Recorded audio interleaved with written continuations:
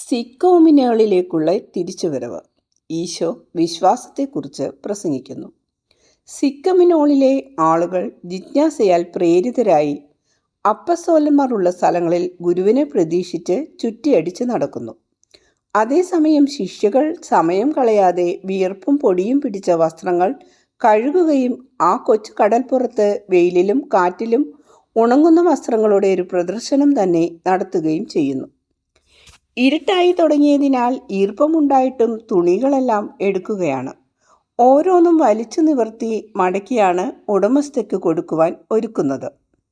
നമുക്ക് മേരിയുടെ വസ്ത്രങ്ങൾ അവൾക്ക് കൊണ്ടുചെന്ന് കൊടുക്കാം. അൽഫയസിൻ്റെ ഭാര്യ മേരി പറയുന്നു. ഇന്നലെയും ഇന്നും ആ കൊച്ചുമുറിയിൽ കഴിഞ്ഞുകൂടിയതുകൊണ്ട് അവൾ വളരെ വിഷമിച്ചു. ഈശോ അവിടുന്ന് പോയിട്ട് ഒരു ദിവസത്തിൽ കൂടുതലായെന്ന് ഞാൻ മനസ്സിലാക്കുന്നു. ആ സമയത്ത് ഒരു വസ്ത്രം മാത്രമുണ്ടായിരുന്ന മഗ്ദലനയ്ക്ക് അവളുടെ വസ്ത്രം കഴുകി ഉണങ്ങുന്നതുവരെ ഒരു കുടിലിനകത്ത് കഴിഞ്ഞ് കൂടേണ്ടതായി വന്നു. ഭാഗ്യവശാൽ അവൾ ഒരിക്കലും ആവലാതി പറയുന്നില്ല.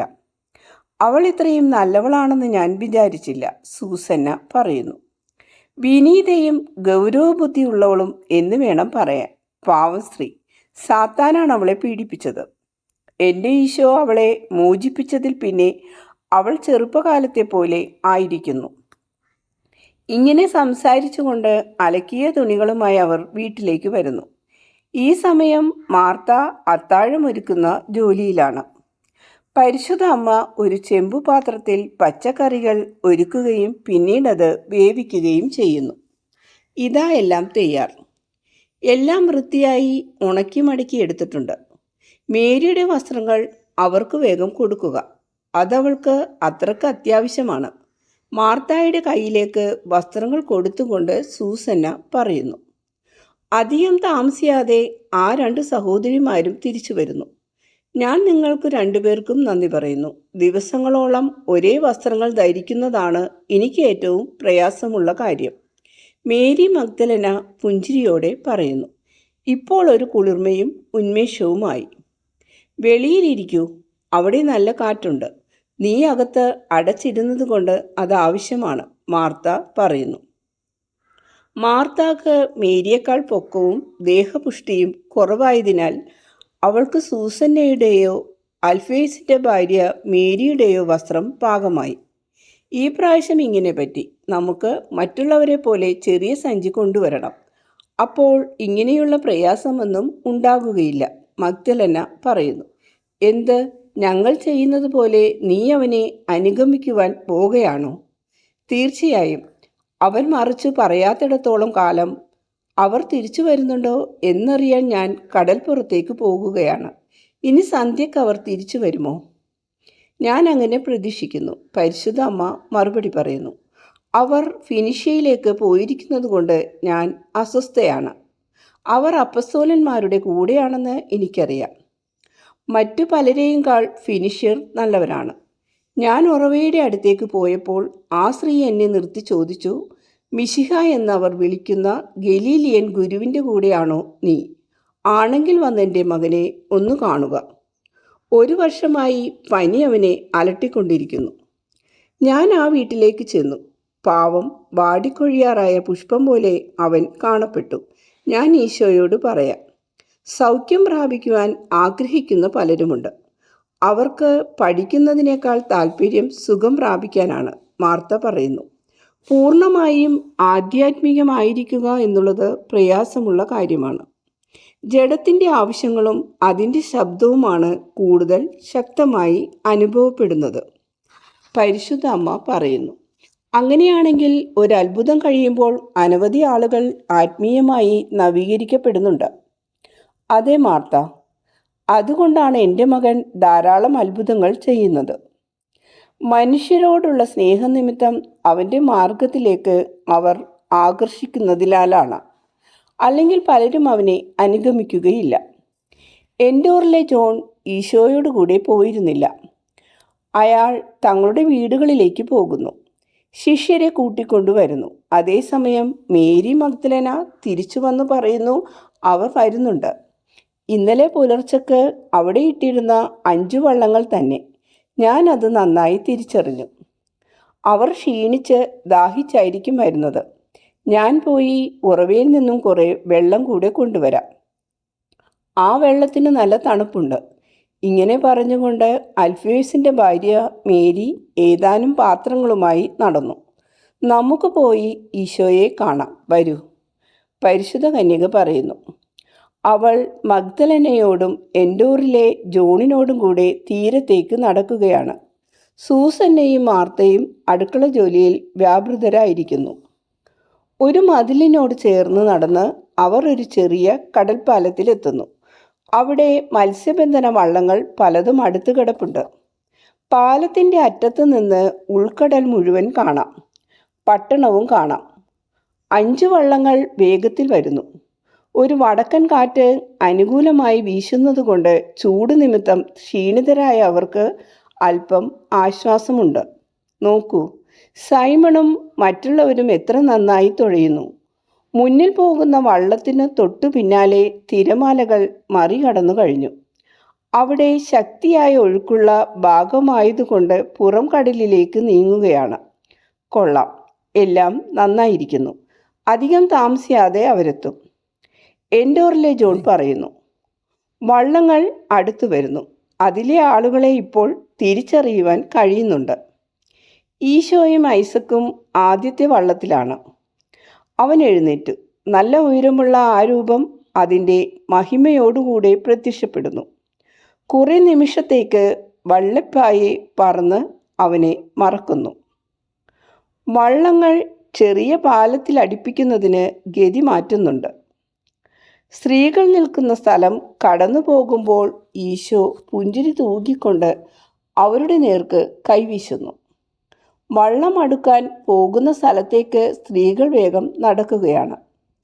എൻ്റെ മകനെ, ദൈവം നിന്നെ അനുഗ്രഹിക്കട്ടെ. വള്ളത്തിൽ നിന്നിറങ്ങുന്ന മകനെ അഭിവാദ്യം ചെയ്തുകൊണ്ട് മേരി പറയുന്നു. അമ്മേ, ദൈവം അമ്മയെ അനുഗ്രഹിക്കട്ടെ. അമ്മയ്ക്ക് ഉത്കണ്ഠയുണ്ടായിരുന്നോ? ഞങ്ങൾ അന്വേഷിച്ച മനുഷ്യൻ സീഡോണിൽ ഇല്ലായിരുന്നു. അതിനാൽ ഞങ്ങൾ ടയർ വരെ പോയി. അവിടെ അവനെ കണ്ടെത്തി. എർമസ്തേവൂസ്, വരൂ. ജോണെ, ഇതാ, ഇയാൾക്ക് പഠിക്കുവാൻ ആഗ്രഹമുണ്ട്. അവനെ പഠിപ്പിക്കുന്ന കാര്യം നിന്നെ ഭരമേൽപ്പിക്കുന്നു. ഗുരുവേ, നിനക്ക് നന്ദി പറയുന്നു. എന്നാൽ നിന്റെ വചനങ്ങൾ അവനെ ഞാൻ പഠിപ്പിക്കുന്ന വിധത്തെക്കുറിച്ച് നിനക്ക് നിരാശയുണ്ടാകുമോ എന്ന് ഞാൻ ഭയപ്പെടുന്നു. ഇതാ, ധാരാളം പേർ നിന്നെ കാത്തു നിൽക്കുന്നുണ്ട്. മകനെ, രോഗിയായൊരു ബാലനുണ്ട്. അവൻ്റെ അമ്മ നീ അങ്ങോട്ട് ചെല്ലണമെന്ന് ആഗ്രഹിക്കുന്നു. ഇപ്പോൾ തന്നെ ഞാൻ അങ്ങോട്ട് പോകാം. അവൾ ഏതാണെന്ന് എനിക്കറിയാം. ഞാൻ നിന്നെ അങ്ങോട്ട് കൊണ്ടുപോകാം. എർമസ്തേവൂസ്, ഞങ്ങളുടെ കൂടെ വരൂ. നമ്മുടെ കർത്താവിൻ്റെ അനന്തമായ നന്മകൾ നീ അറിയുവാൻ തുടങ്ങും. എൻഡോറിലെ ജോൺ പറയുന്നു. പത്രോസ് 2ാമത്തെ വള്ളത്തിൽ നിന്നും, ജെയിംസ് 3ാമത്തേതിൽ നിന്നും, ആൻഡ്രൂ 4ാമത്തേതിൽ നിന്നും, ജോൺ 5ാമത്തേതിൽ നിന്നും ഇറങ്ങുന്നു. ഈ 4 പേരും മറ്റ് അപ്പസ്തോലന്മാരും ശിഷ്യരാലും അനുഗതരായി ഈശോയുടെയും മേരിയുടെയും ചുറ്റും കൂടുന്നു. വീട്ടിലേക്ക് പോയിക്കൊള്ളൂ, ഞാൻ വേഗം അവിടെ എത്താം. അത്താഴമൊരുക്കുക. സന്ധ്യാപ്രാർത്ഥന കഴിയുമ്പോൾ അവിടെ കൂടിയിരിക്കുന്നവരോട് ഞാൻ പ്രസംഗിക്കുമെന്നും പറയുകയും ചെയ്യുക. രോഗികളുണ്ടെങ്കിൽ എന്തു ചെയ്യും? ആദ്യം അവരെ ഞാൻ സുഖപ്പെടുത്തും. അത്താഴത്തിന് മുമ്പ് തന്നെ അവർ സന്തോഷത്തോടെ വീടുകളിലേക്ക് പോകട്ടെ. അവർ പോയി. എൻഡോറിലെ ജോണിനോടും എർമസ്തേവൂസിനോടും കൂടെ ഈശോ പട്ടണത്തിലേക്ക് നടന്നു. മറ്റുള്ളവർ ചരൽ നിറഞ്ഞ തീരത്തു കൂടി അവർ കണ്ടതും കേട്ടതുമെല്ലാം പറഞ്ഞുകൊണ്ട് കുട്ടികൾ മാതാക്കളുടെ പക്കലേക്ക് എന്ന പോലെ സന്തോഷത്തോടെ മടങ്ങുന്നു. കറിയോത്തുകാരൻ യൂദാസും സന്തോഷവാനായി കാണപ്പെടുന്നുണ്ട്. ചിപ്പിവാരുന്ന മുക്കുവൻ കൊടുത്ത സമ്മാനം അവൻ എല്ലാവരെയും കാണിച്ചു. വിലപിടിപ്പുള്ള ആ സാധനം അടങ്ങിയ പൊതിക്കെട്ടും കാണിക്കുന്നു. ഇത് ഗുരുവിനുള്ളതാണ്. അവർ അത് ധരിക്കുന്നില്ലെങ്കിൽ പിന്നെ ആർക്കു ധരിക്കുവാൻ കഴിയും? മുക്കുവൻ എന്നെ ഒരു വശത്തേക്ക് വിളിച്ചു പറഞ്ഞു. ഞങ്ങളുടെ വഞ്ചിയിൽ കുറേ വിലപിടിച്ച ചിപ്പികളുണ്ട്, കുറേ മുത്തുകളും. ഓർത്തു നോക്കിക്കേ, ഒരു നിധി. ഞങ്ങൾ ഇത്ര ഭാഗ്യവാന്മാരാണെന്നറിഞ്ഞില്ല. എന്നാൽ നല്ല മനസ്സോടെ ഞങ്ങൾ ഇതെല്ലാം ഗുരുവിന് കൊടുക്കും. വന്ന് അതെല്ലാം കാണുക. അവരെ തൃപ്തിപ്പെടുത്തുന്നതിനായി ഞാൻ അവരുടെ കൂടെ പോയി. ആ സമയത്ത് ഗുരു പ്രാർത്ഥിക്കുന്നതിനായി ഒരു ഗുഹയിലേക്ക് പോയിരുന്നു. അനന്തരം സമ്പാദ്യങ്ങൾ മനോഹരമായ മുത്തുച്ചിപ്പികളാണ്. പിന്നെ അത്ര വലുതല്ലാത്ത മനോഹരമായ ഒരു മുത്തും ഞാൻ അവരോട് പറഞ്ഞു, നിങ്ങളിത് നഷ്ടപ്പെടുത്തി കളയരുത്. ഗുരു രത്നങ്ങളൊന്നും ഉപയോഗിക്കുകയില്ല. പകരം അവൻ്റെ വസ്ത്രം മൂടി പിടിപ്പിക്കുന്നതിന് ആ പർപ്പിൾ മാത്രം മതി. അവരുടെ കയ്യിൽ ഈ ചെറിയ പൊതിയുണ്ടായിരുന്നു. എന്തു തന്നെ വന്നാലും അത് നിർബന്ധമായി എനിക്ക് തന്നു. അമ്മേ, ഇത് ഉപയോഗിച്ച് നമ്മുടെ കർത്താവിൻ്റെ വസ്ത്രത്തിൽ എന്തെങ്കിലും നല്ല അലങ്കാരം ഉണ്ടാക്കുക. എങ്ങനെ ചെയ്യണമെന്ന് അമ്മയ്ക്ക് അറിയാമല്ലോ. അതുണ്ടാക്കുമെന്ന് ഉറപ്പ് പറയണം. ഗുരു ഇത് അറിയുകയാണെങ്കിൽ ദരിദ്രർക്ക് വിൽക്കാനായി അത് കൊടുക്കും. അവന് അർഹമായ രീതിയിൽ വസ്ത്രധാരണം ചെയ്യണമെന്ന് ഞങ്ങൾ ആഗ്രഹിക്കുന്നു. അത് ശരിയല്ലേ? ഓ, അത് വളരെ ശരിയാണ്. അവനൊരു രാജാവായിരിക്കെ മറ്റുള്ളവരുടെ ഇടയിൽ സാധാരണ വസ്ത്രം ധരിച്ചു കാണുന്നത് എനിക്ക് പ്രയാസം വരുത്തുന്നു. അവർ അടിമകളെക്കാൾ താണവരാണെങ്കിലും വളരെ നിറപ്പകിട്ടുള്ള വസ്ത്രങ്ങൾ ധരിക്കുന്നു. എന്നിട്ട് അവൻ അവരുടെ അടുത്ത് നിൽക്കാൻ യോഗ്യനല്ലെന്നുള്ള ഭാവത്തിൽ അവർ അവനെ നോക്കുകയും ചെയ്യുന്നുണ്ട്. പത്രോസിൻ്റെ ദുഃഖം. ഹേയ്, നമ്മൾ മുക്കുവരോട് യാത്ര പറഞ്ഞു പിരിഞ്ഞപ്പോൾ ടയറിലെ ആ മാന്യന്മാർ ചിരിച്ചത് നീ കണ്ടോ? അവൻ്റെ സഹോദരൻ ആൻഡ്രു പറയുന്നു. ഞാൻ അവരോട് പറഞ്ഞു, എടാ പട്ടികളെ, നിങ്ങൾ ലജ്ജിക്കേണ്ടതാണ്. അവൻ്റെ വെള്ള മേലങ്കിയുടെ ഒരു നൂൽ നിങ്ങളുടെ മേൽത്തരം വസ്ത്രത്തെക്കാൾ ശ്രേഷ്ഠമാണ്. സബദിപുത്രൻ ജെയിംസ് പറയുന്നു. യൂദ അത് കൊണ്ടുവന്ന സ്ഥിതിക്ക് കൂടാര പെരുന്നാളിനെ അത് തുന്നി ശരിയാക്കി കാണാൻ ഞാൻ ആഗ്രഹിക്കുന്നു. യൂദാസ് തദേവൂസ്. പർപ്പിൾ ഉപയോഗിച്ച് ഞാൻ തുന്നിയിട്ടില്ല, എന്നാൽ ഞാൻ പരിശ്രമിച്ചു നോക്കാം. പട്ടുപോലെ മൃദുലമായ നിറപകിട്ടാർന്ന കമ്പിളി തൊട്ടു നോക്കിക്കൊണ്ട് പരിശുദ്ധ അമ്മ പറയുന്നു.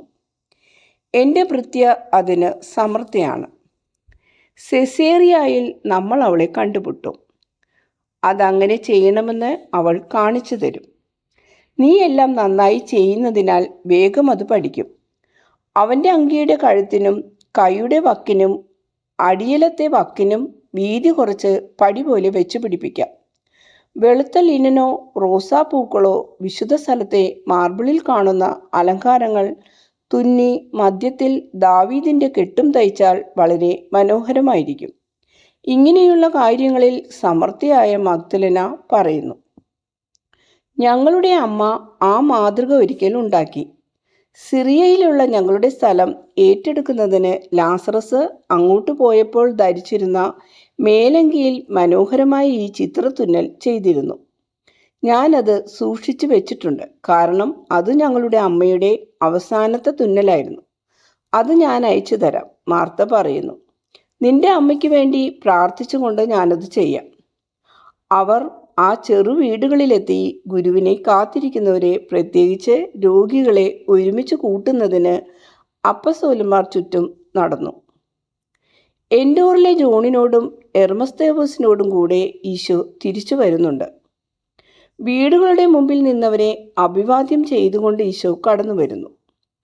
അവൻ്റെ പുഞ്ചിരി തന്നെ അനുഗ്രഹമാണ്. കണ്ണിന് രോഗം ബാധിച്ച് കാഴ്ച മിക്കവാറും നഷ്ടപ്പെട്ട് ഒരു മനുഷ്യനെ അവൻ്റെ അടുക്കൽ അവർ കൊണ്ടുവന്നു. അവൻ അയാളെ സുഖപ്പെടുത്തി. മലേറിയ പിടിപെട്ട് വിളറി ചൈനക്കാരനെ പോലെ ഇരിക്കുന്ന ഒരുവനായിരുന്നു രണ്ടാമത്തെ രോഗി. അവനെയും സുഖപ്പെടുത്തി. പിന്നീട് ഒരു സ്ത്രീ ഒരു പ്രത്യേക അത്ഭുതത്തിനായി യാചിക്കുന്നു. പാലില്ലാത്ത അവളുടെ സ്ഥാനങ്ങളിൽ പാലുണ്ടാകുവാനായി. പാൽ കുടിക്കാത്തതിനാൽ രോഗം ബാധിച്ച് ശോഷിച്ച് ചുമന്ന നിറമായ അവളുടെ ശിശുവിനെ കാണിച്ച് കരഞ്ഞുകൊണ്ട് അവൾ പറയുന്നു, ഇത് കാണുക. പുരുഷന്മാരെ അനുസരിച്ച് കുട്ടികളെ ജനിപ്പിക്കുവാൻ പറയുന്നു. ഞങ്ങളുടെ കുട്ടികൾ ക്ഷീണിച്ച് വരുന്നത് കാണുമ്പോൾ എന്ത് നേട്ടമാണ് ഞങ്ങൾക്കുള്ളത്? ഇതെൻ്റെ മൂന്നാമത്തെ കുഞ്ഞാണ്. 2 പേരെ കബറടക്കി. ഫലമില്ലാത്ത എൻ്റെ സ്തനങ്ങൾ നിമിത്തം ചൂടുകാലത്തും ജനിച്ച ഇവനും മരിക്കുവാൻ പോകുകയാണ്. മറ്റവർ ഒന്ന് 10 മാസവും മറ്റേത് 6 മാസവും ജീവിച്ചു. കുടൽ രോഗം നിമിത്തം അവർ മരിച്ചു. അവർക്ക് പാല് കൊടുക്കുവാൻ കഴിയുമായിരുന്നെങ്കിൽ അത് സംഭവിക്കുകയില്ലായിരുന്നു. ഈശോ അവളെ നോക്കി പറയുന്നു, നിന്റെ കുഞ്ഞ് ജീവിക്കും, വിശ്വസിക്കുക. നീ വീട്ടിൽ പോയി അവിടെ ചെന്നാൽ ഉടനെ കുട്ടിക്ക് മുലപ്പാൽ കൊടുക്കുക, വിശ്വസിക്കുക.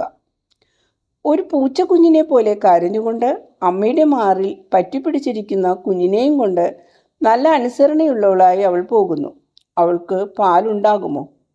തീർച്ചയായും ഉണ്ടാകും. ഞാൻ പറയുന്നു, ആ കുഞ്ഞ് ജീവിക്കും. പക്ഷെ അവൾക്ക് ഒരിക്കലും പാലുണ്ടാകുകയില്ല.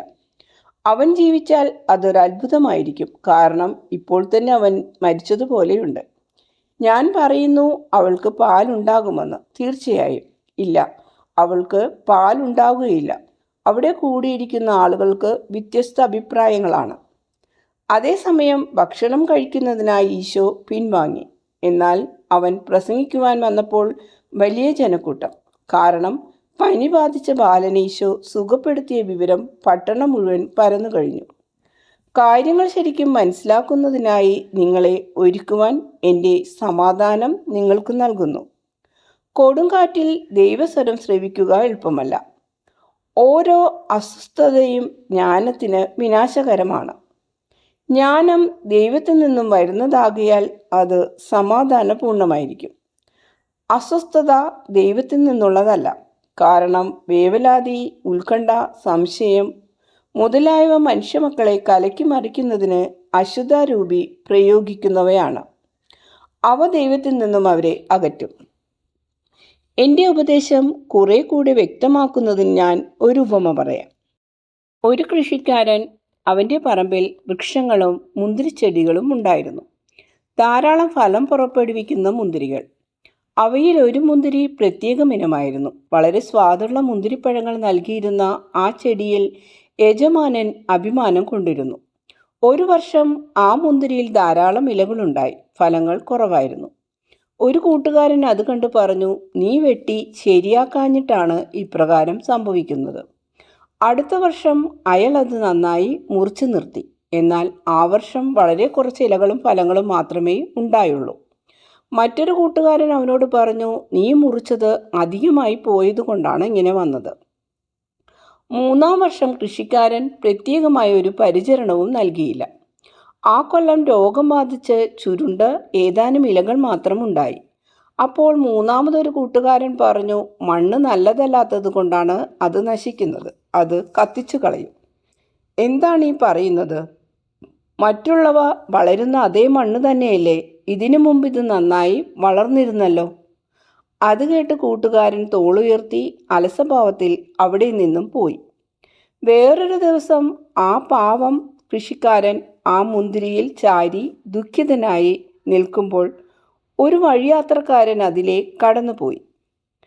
അപരിചിതനെങ്കിലും അയാൾ നിന്ന് ചോദിച്ചു, എന്തു പറ്റി? വീട്ടിൽ ആരെങ്കിലും മരിച്ചോ? ഇല്ല, എനിക്ക് ഏറ്റവും ഇഷ്ടപ്പെട്ട ഈ മുന്തിരി മരിച്ചുകൊണ്ടിരിക്കുന്നു.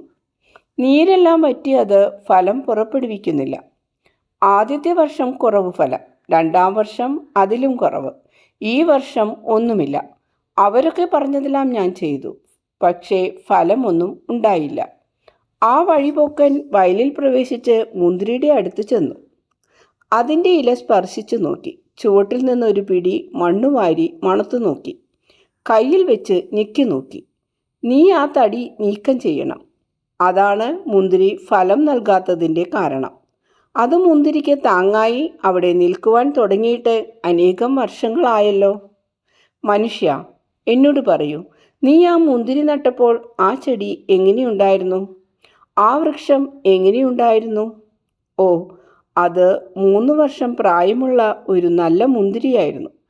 എൻ്റെ തന്നെ മറ്റൊരു മുന്തിരി ചെടിയിൽ നിന്നാണ് എനിക്കത് കിട്ടിയത്.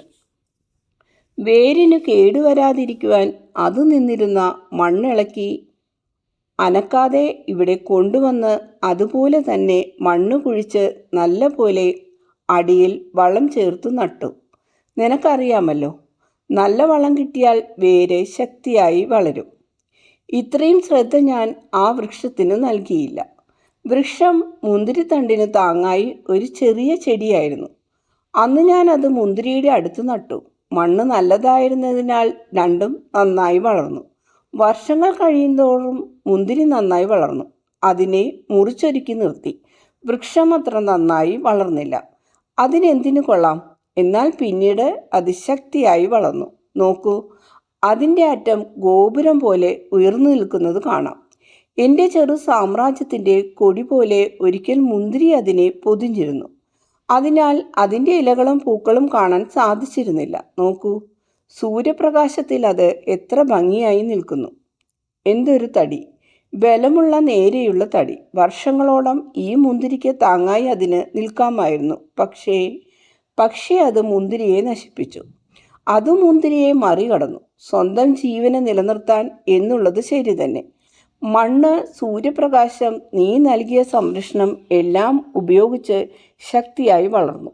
മുന്തിരിയുടെ വേരിനെ ചുറ്റിപ്പിണർന്ന് അതിനെ ശ്വാസം മുട്ടിച്ചു കൊന്നു. പോഷണം മുഴുവൻ വലിച്ചെടുത്തു. ശ്വസിക്കുന്നതിനും പ്രകാശം ലഭിക്കുന്നതിനും തടസ്സമുണ്ടാക്കി. ഉടനെ തന്നെ ഉപയോഗശൂന്യമായ ഈ ഇളമാവ് വെട്ടിക്കളയുക.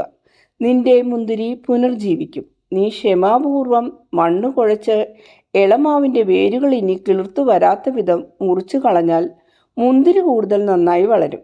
വൃക്ഷത്തിൻ്റെ കുറ്റി ഭൂമിയിൽ കിടന്ന് ദ്രവിച്ച് നല്ല വളമായി തീരും.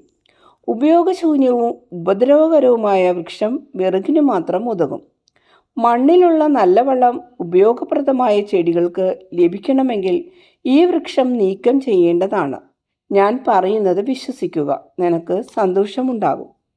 നിന്നെ ഞാൻ വിശ്വസിക്കേണ്ടതിന് നീ ആരാണെന്ന് എന്നോട് പറയുക. ഞാനാണ് ജ്ഞാനമുള്ളവൻ. എന്നെ വിശ്വസിക്കുന്നവൻ സുരക്ഷിതനായിരിക്കും. ഇത്രയും പറഞ്ഞ ശേഷം അവൻ പോയി. കൃഷിക്കാരൻ സംശയാലുവായി. എന്നാൽ അല്പം കഴിഞ്ഞ് തീരുമാനത്തിലെത്തി. ഒരു വാളെടുത്തു സഹായത്തിന് കൂട്ടുകാരെ വിളിച്ചു. നിനക്ക് ഭ്രാന്താണോ? നിനക്ക് ഇളമാവും മുന്തിരിയും നഷ്ടപ്പെടും. മുന്തിരിക്ക് വായു കിട്ടുന്നതിന് ഞാൻ വൃക്ഷത്തിൻ്റെ മുകൾ ഭാഗം മാത്രം മുറിക്കും. അതിൽ കൂടുതലില്ല. മുന്തിരിക്ക് ഒരു താങ്ങുവൃക്ഷം ഉണ്ടായിരിക്കണം. നീ പ്രയോജനമില്ലാത്തൊരു പണിക്കാണ് ഒരുങ്ങുന്നത്. അയാൾ പറഞ്ഞതുപോലെ ഞാൻ ചെയ്യുവാൻ പോകുകയാണ്. എനിക്ക് അയാളിൽ വിശ്വാസമുണ്ട്. കൃഷിക്കാരൻ ഇളമാവിൻ്റെ ചുവട്ടിൽ വെട്ടി. സന്തോഷത്തോടെയല്ല, വലിയ വൃത്തത്തിൽ രണ്ടിൻ്റെയും ചുവട് മാന്തി. വളരെ ക്ഷമയോടെ മുന്തിരിക്ക് കേടുവരാത്ത വിധത്തിൽ മുറിച്ച് കുഴിച്ചു മൂടി. മുന്തിരിക്ക് താങ്ങില്ലാത്തത് കൊണ്ട് ബലമുള്ള ഒരു ഇരുമ്പ് കമ്പി അതിനു സമീപെ നാട്ടി. ഒരു മരപ്പലകയിൽ വിശ്വാസം എന്നെഴുതി അതിന്മേൽ വെച്ച് കെട്ടി. കൂട്ടുകാരെല്ലാം തലകുലുക്കിക്കൊണ്ട് സ്ഥലം വിട്ടു. ശരത്കാലവും മഞ്ഞുകാലവും കഴിഞ്ഞ് വസന്തം വന്നു. മുന്തിരിയുടെ ചില്ലകൾ താണ്ടിൽ ചുറ്റിക്കയറി. ധാരാളം മുകുളങ്ങളുണ്ടായി. ആദ്യം വെള്ളി നിറമുള്ള വെൽവെറ്റ് കൂടുകൾ പോലെ, പിന്നെ പച്ചിലകളുടെ ഇടയിൽ പകുതി തുടർന്ന് പിന്നെ മുഴുവനായി തുറന്ന് അവസാനം തായ്തണ്ടിൽ നിന്നും നല്ല ബലമുള്ള ചില്ലകൾ ഉണ്ടായി. പിന്നീട് ചെറിയ പുഷ്പങ്ങൾ ഉണ്ടാവുകയും അവ മുന്തിരിഫലങ്ങളായി തീരുകയും ചെയ്തു. ഇലകളേക്കാൾ മുന്തിരിക്കുലകൾ, ഓരോ കുലയിലും ചാറുമുറ്റി നിൽക്കുന്ന മുന്തിരിപ്പഴങ്ങൾ. ഇപ്പോൾ നിങ്ങൾ എന്തു പറയുന്നു? ആ വൃക്ഷമായിരുന്നോ എൻ്റെ മുന്തിരി കൊഴിഞ്ഞു പോകുവാൻ കാരണം? ആ ജ്ഞാനിയായ മനുഷ്യൻ പറഞ്ഞത് ശരിയോ തെറ്റോ? വിശ്വാസം എന്ന വാക്ക് ഞാൻ പലകയിൽ എഴുതിയത് ശരിയോ തെറ്റോ? കൃഷിക്കാരൻ വിശ്വസിക്കുവാൻ കൂട്ടാക്കാതിരുന്ന കൂട്ടുകാരോട് ചോദിച്ചു. നീ ശരിയായി ചെയ്തു. നീ ഇപ്പോൾ സന്തോഷിക്കുന്നു. കാരണം നിനക്ക് വിശ്വാസമുണ്ട്. മുമ്പുണ്ടായിരുന്നതിനെ നശിപ്പിക്കാനും നിനക്ക് കിട്ടിയ തെറ്റായ അറിവിനെ അവഗണിക്കുവാനും കഴിഞ്ഞു. ഇതാണ് ഉപമ. ഫലമില്ലാത്ത സ്ഥലങ്ങളോടുകൂടിയ ആ സ്ത്രീയെ സംബന്ധിച്ച് എന്തും സംഭവിക്കും എന്നുള്ളതിന് ഉത്തരവും ഇതിലുണ്ട്. പട്ടണത്തിലേക്ക് തിരിഞ്ഞു നോക്കൂ. അവർ തിരിഞ്ഞു നോക്കി. അല്പം മുമ്പ് കണ്ട സ്ത്രീ അവരുടെ പക്കലേക്ക് ഓടി വരുന്നു. അവൾ ഓടുകയായിരുന്നെങ്കിലും പാൽ നിറഞ്ഞ അവളുടെ സ്ഥലങ്ങളിൽ നിന്ന് കുട്ടിയെ മാറ്റിയിരുന്നില്ല. ആ കുഞ്ഞ് ശ്വാസം മുട്ടത്തക്ക വിധത്തിൽ ആർത്തിയോടെ പാൽ വലിച്ചു കുടിക്കുകയായിരുന്നു. സ്ത്രീ ഈശോയുടെ കാൽക്കലെത്തിയ ശേഷമേ നിന്നുള്ളൂ. അവൻ്റെ മുന്നിൽ അവൾ കുഞ്ഞിനെ മുലഞ്ഞെട്ടിൽ നിന്നും ഒരു നിമിഷത്തേക്ക് വേർപെടുത്തിക്കൊണ്ട് ഉച്ചത്തിൽ വിളിച്ചു പറഞ്ഞു, നിനക്ക് വേണ്ടി ജീവിക്കുന്നതിന് ഇവനെ അനുഗ്രഹിക്കുക. ഒരു നിമിഷത്തിന് ശേഷം ഈശോ പറയുന്നു, അത്ഭുതത്തെക്കുറിച്ചുള്ള നിങ്ങളുടെ വിവിധ ഊഹോപോഹങ്ങൾക്ക് ഇപ്പോൾ നിങ്ങൾക്ക് മറുപടി കിട്ടിയല്ലോ. എന്നാൽ ഈ ചെറിയ സംഭവത്തിലേതിനേക്കാൾ ഉപമക്ക് വിപുലമായ അർത്ഥമുണ്ട്. അതാണിപ്പോൾ ഞാൻ പറയുന്നത്. സ്വന്തം ജനമാകുന്ന മുന്തിരിയെ ദൈവം നല്ല സ്ഥലത്ത് നട്ടു. വളർച്ചയ്ക്കും ധാരാളം ഫലങ്ങൾ പുറപ്പെടുവിക്കുന്നതിനും ആവശ്യമായതെല്ലാം നൽകി. താങ്ങായി ഗുരുക്കന്മാരെ നൽകി. നിയമം ശരിക്കും മനസ്സിലാക്കി അത് അവരുടെ ശക്തിയാക്കി തീർക്കണമെന്നുദ്ദേശിച്ചാണ് ഗുരുക്കന്മാരെ നൽകിയത്. എന്നാൽ നിയമദാതാവിനേക്കാൾ ശ്രേഷ്ഠരാകുവാൻ ഗുരുക്കന്മാർ ആഗ്രഹിച്ചു. അവർ വളർന്നു വളർന്ന് നിത്യവചനത്തിന്മേൽ ആധിപത്യം സ്ഥാപിച്ചു. അങ്ങനെ ഇസ്രയേൽ ഫലശൂന്യമായി. ഫലശൂന്യതയെക്കുറിച്ച് ദുഃഖിച്ച് ഗുരുക്കന്മാരുടെ നിർദ്ദേശങ്ങൾ അനുസരിച്ച് അതുമിതും എല്ലാം ചെയ്യുന്ന ഏതാനും ശുദ്ധാത്മാക്കൾ ഗുരുക്കന്മാർ ഇസ്രയേലിലുണ്ട്. ലോകത്തിൻ്റെ രീതിയിൽ മാത്രം അറിവുള്ളവരും സ്വഭാവീതിതമായ അറിവില്ലാത്തവരുമായ ഗുരുക്കന്മാരുടെ ഉപദേശം കൊണ്ട് നിഷ്ഫല യത്നം ചെയ്ത് വിഷമിക്കുന്ന അവർക്ക് ശരിയായ ഉപദേശം നൽകുന്നതിന് കർത്താവ് ജ്ഞാനിയായവനെ അയച്ചു. എന്നാൽ എന്താണ് സംഭവിക്കുന്നത്? കർത്താവിനോട് വിശ്വസ്തത പുലർത്തിയിരുന്ന ആ സുവർണകാലത്തേതുപോലെ ഇസ്രയേൽ എന്തുകൊണ്ടാണ് അതിൻ്റെ ജീവനും ശക്തിയും വീണ്ടെടുക്കാത്തത്? കാരണം ഉപദേശം ഇതാണ്: പരിശുദ്ധമായതിനെ നശിപ്പിക്കുന്ന എല്ലാ പ്രമാണങ്ങളും നീക്കിക്കളയുക. 10 കൽപ്പനകളാവുന്ന പ്രമാണങ്ങൾ അത് തന്നതുപോലെ തന്നെ ഒത്തുതീർപ്പും ചാബല്യവും കാപട്യവുമെല്ലാം തള്ളിക്കളഞ്ഞ് പരിശുദ്ധമാക്കി അനുസരിക്കുക. വായുവും സ്ഥലവും വളവും മുന്തിരിക്ക് നൽകുക. ദൈവജനത്തെ ശ്വാസം മുട്ടിക്കുന്നെല്ലാം നീക്കിക്കളയുക. ശക്തിയുള്ളതും വളയാതെ നേരെ നിൽക്കുന്നതുമായ ഒരു നല്ല താങ്ങും നൽകുക. അതിൻ്റെ പേര് സൂര്യനെ പോലെ ശോഭയുള്ള ഒന്നാണ്, അതായത് വിശ്വാസം. എന്നാൽ ഇസ്രയേൽ ഈ ഉപദേശം സ്വീകരിക്കുന്നില്ല. അതിനാൽ ഞാൻ പറയുന്നു, ഇസ്രയേൽ നശിക്കും. വിശ്വസിക്കുകയും സ്വയം തിരുത്തുകയും വ്യത്യാസപ്പെടുകയും ചെയ്തിരുന്നുവെങ്കിൽ പുനർജീവൻ പ്രാപിക്കുകയും ദൈവരാജ്യം നേടുകയും ചെയ്യാമായിരുന്ന ഇസ്രയേൽ വിശ്വസിക്കാത്തതിനാൽ നശിക്കും. സമാധാനത്തിൽ പോകുക. കർത്താവ് നിങ്ങളോടുകൂടെ ഉണ്ടായിരിക്കട്ടെ.